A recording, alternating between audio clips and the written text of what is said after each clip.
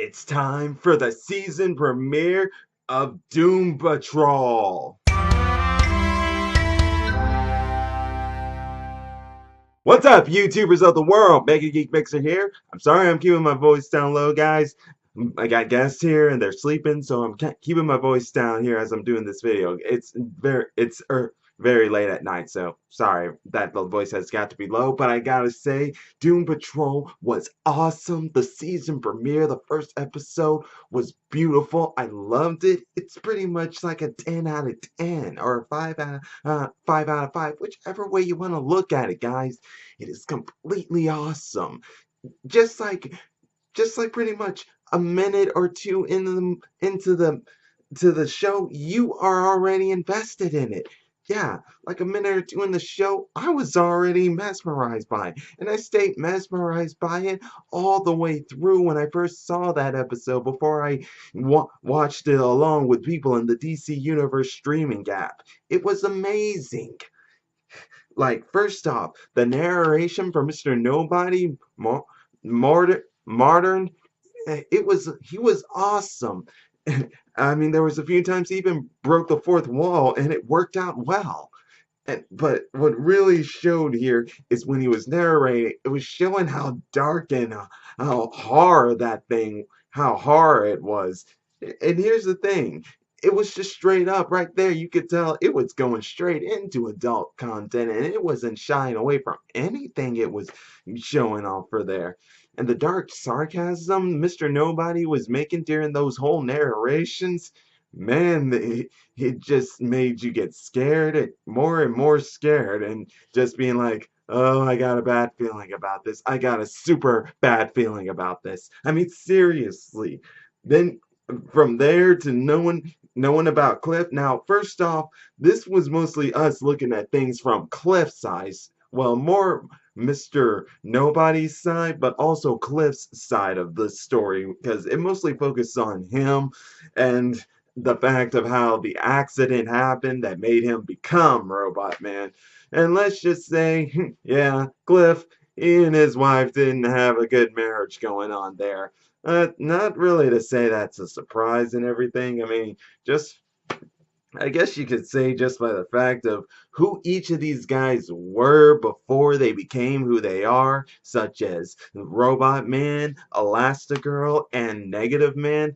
It can kind of see their personalities right there without having to worry, without having to figure it out so much so off the top. But that's what worked to its strengths just by the first scene of meeting those guys, the way they're talking, you're able to figure them out just off like that.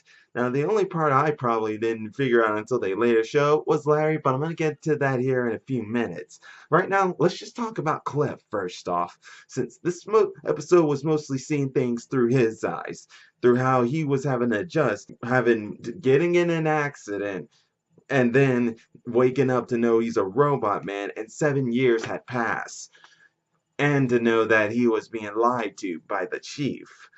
Yeah, so Cliff, back when he was a race car driver, he cheated on his wife with the nanny, and yeah, and then he got into a huge fight with the guy that his wife was flirting with, and yeah, it was very not so pleasant to see, not at all. And even I was like, dude, seriously, I mean, you are cheating on her and then this and that, and you're gonna go busting this guy up with that thing? Dude, that's way out of line. And just when it looked like things might have gone so well, a crash happened. Now, the only difference was in the comics, Cliff would get into a car accident but due to his risk taken as a race car driver. It was during a race, if I'm not mistaken, he got into that accident. Well, in this one, it was just like an accident on the road. But this is where also, like, he eventually came back to life only through having his brain injected into that robot man, and then him having to work on learning how to walk and everything, be adjusted to his new robot body. While also in that time, we got to know the Chief, Elastigirl, and a Negative Man. Now, first off, I like this guy who's playing the Chief better. The one who was in the Titans, he was just pretty much just showing was being like a straight up bad guy. Like there was no sympathy in him whatsoever. While in this one there is sympathy in this guy with a balance of bad to him, such as him lying to Cliff about saying his daughter was dead and he was the only one who survived that accident, when in reality that's not true. She was actually still alive. And to the fact that he created nobody and his past came back to haunt him. And then that's where we also find, this is where I'm now going to go ahead and go on into other characters, because there was not that much left with Chief other than that. But it's just good to know that I like this guy better. He balances out, showing he means good, but his ways are kind of questionable, that it makes him have more of the gray area of a character. But either case, let's move on over now to Larry. He was a famous test pilot and it all, and had a loving family, but we also found out later on that he was also gay. It's gay. But I'm not sure if they'll touch on that more, because I do know in the comics he had a crush on Rita, but Rita ended up going to someone else who I pretty much could say I just don't like as much as Chief, but I'll get into that when I get to Rita. But either case, being that test pilot and then having that, I guess, some sort of, I don't know, whatever that was, get to him and then have that plane crash and then seeing him all burned up like that, let me just tell you guys, that just made me think of Darth Vader. Nothing, that just really reminded me of Darth Vader and how he was burned up all those years ago back on Mustafar. But still, man, to see how it seems like he can't control his powers yet either, too. But still, seeing how all this stuff happened to these guys, it really breaks your heart, especially with Cliff. Now, let's go ahead and go on into Rita, because I need to also get into the breakout star of this of this episode. But first, Rita. Now, Rita, it pretty much follows her comic book origin. I'm not sure if how she how she got her powers is the same way as how it happened in the TV. Now, of course, I know it was during a movie picture that there was that accident underwater, and she came back out with being Elastic Girl, having growing it and stuff in the comics. While in here, it seems like, I don't know, some sort of substance or something thing, yeah, some sort of substance or something had taken over, had got in her, and it was what made her Elastic Girl. Now, in the past, it shows that she had a pretty big ego and not very pleasant with some of these people. But when it comes to movie stars, you can't really expect to be that surprised. Movie stars tend to have that ego in them. And there are some movie stars out there you don't tend who tend to not like some of the crews they work with, this and that, that and this. But even still, like even afterwards, still, she showed she still has that ego. But here's the thing about her: while she may have that ego and stuff, she actually admits to it. And some people out there won't admit they got an ego. At least not like straight out to everyone else. They'll probably admit it to themselves, but some of them won't admit it to most of themselves either. But this was where I'll talk about, it makes me see why she would marry that Minto guy. Now, I don't know if Minto will be in the Doom Patrol, possibly sometime in the future, but still. The reason I say this, because here's the thing, guys. I only personally never knew about the Doom Patrol, and only one incarnation of him. That was in the Teen Titans animated series, and Elastigirl was like a mother to Beast Boy, very gentle with her and stuff, while the Mento was very stern, and he and Beast Boy had much of a very strained relationship. And I'm just like, what is she seeing, this Mento guy? But with this ego I'm seeing with her, it would make sense. It would pretty much make sense. But let's go into the big breakout star of this episode. That was Crazy Jane. I had never heard or known anything about this girl, but just seeing the person who played her and finding out she has all these different personalities, I'm already like, I like this girl already. She is awesome. And yeah, she and Cliff really form a bond as well. I mean, because yeah, you can see it after time where it was on. It's like Cliff is the closest one to her. When Chief feeling they was confident enough that they can stay home by themselves, that's when Crazy Jen decides to let's all go on a road trip outside into the world. of course, everyone there was looking at him and stuff, and Larry, he didn't want to go out there at all. But of course, Robotman and Crazy Jane, they went out there without hesitation. Of course, people are staring at him, but like, she, Crazy Jane, she's like, who gives a fuck? Pardon the language, guys. But either case, then you had Rita, who went to a bar somewhere where she got some food, and she met this woman whose dad saw all sorts of her old movies as Rita. Of course, since that was way back like 60 years ago or somewhere or another, of course, people wouldn't think that she really is her. But being undercover, she learned about some of the movies she did, some of which she probably no doubt had forgotten about. Then it also led into that scene and let's just say I'm pretty sure every one of us knew that who were seeing that movie, we all knew that if they went to that city, it wasn't gonna be pretty, and we were right, but first let's just say it wasn't in the way we were thinking.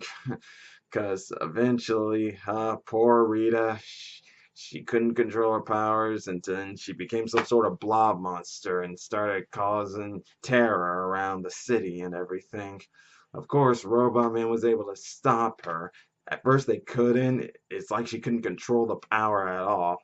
And same was said for Larry, because he stayed on the boat for a while. I mean, the bus for a while, but then he went and tried to get a beer and stuff. But this is where we learned that he's still having trouble controlling his powers. And and during Rita's rampage, his energy self went out and like into an electrical field. So it's almost like he tries to not stay close by electricity or something. Who knows? Because we still didn't get really enough of it. But we did get an interesting scene of Crazy Jane as some sort of fire person or something. Like I said, I don't know who Crazy Jane is. I don't really know her powers. All I just know is those multiple personalities each have their different abilities. And I can't wait to see what they do. I would have at least liked to see a little action scene right there with what that fire person she became would have what could do and everything, but that's okay.